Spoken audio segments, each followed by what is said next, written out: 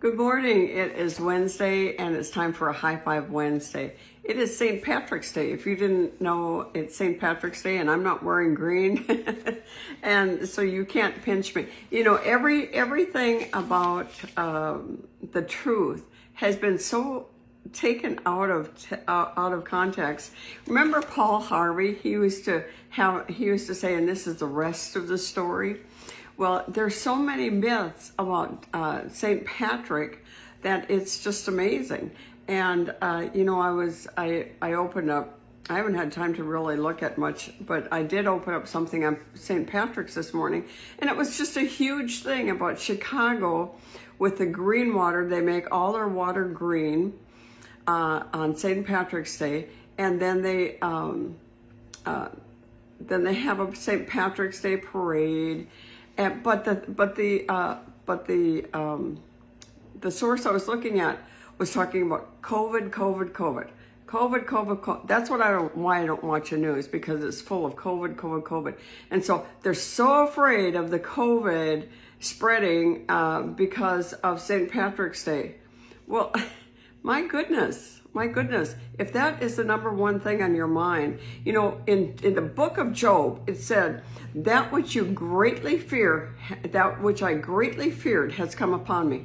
Faith draws the good things to you, and fear draws the bad things to you. So don't be afraid. I mean, goodness sakes, don't be in fear. That is the number one thing. So let's talk about St. Patrick's Day.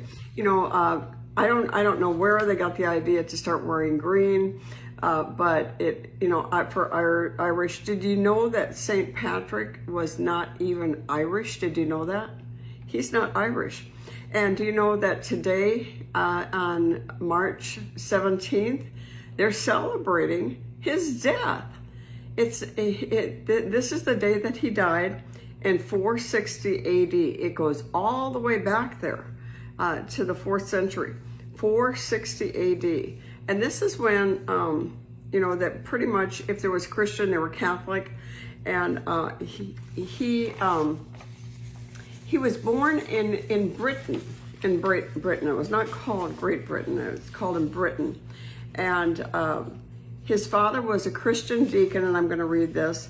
His father was a Christian deacon. It has been suggested that he probably took the role because of tax incentives to become a Christian. You got tax incentive, and there was no evidence that Patrick came from a religious family. You know, a lot of people are Christian in name only, just for wealth or just for business, different things like that. But at the age of 16, a group of Irish raiders came and kidnapped Patrick and took him to Ireland, where he spent 6 years. During that time, he sought God and he got radically saved. He turned to God because he was captive, because he was kidnapped, and he became a devout Christian. It's believed that Patrick had first began to dream of converting the Irish people to Christianity during his captivity. You know, and he started seeing these people with their pagan religions. He came from Britain, where they at least pretended that they were Christian. But in Ireland, they had the pagan religion that were very much witchcraft with pagan religions. And after 6 years, he escaped. According to his writing, a voice, which he believed to be God, spoke to him in a dream, telling him it was time to leave Ireland. To do so, Patrick walked nearly 200 miles from County Mayo, where it was believed he was held, to the Irish coast. After escaping to Britain, Patrick reported he experienced a second revelation. An angel in a dream tells him to return to Ireland as a missionary.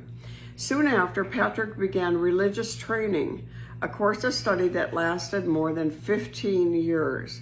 After his ordination as a priest, he was sent to Ireland with a dual mission: to minister to Christians already living in Ireland, and began to convert the Irish. One thing he did is he would take what they did for their religion, and he would turn it to God.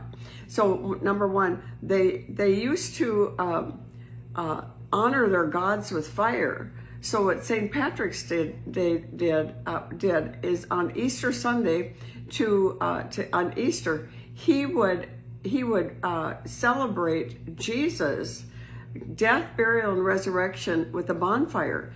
And so he turned them from worshiping gods with fire to worshiping Jesus with fire. Another thing they did is let's see, I'm going to read this. He also superimposed a sun, a powerful Irish symbol, onto the Christian cross to create what is now called the Celtic cross, so that veneration of the symbol would become more natural to the Irish. And so he took what they did, he used the symbol of a sun and put the cross inside of it. And that actually came from St. Patrick before 40 AD.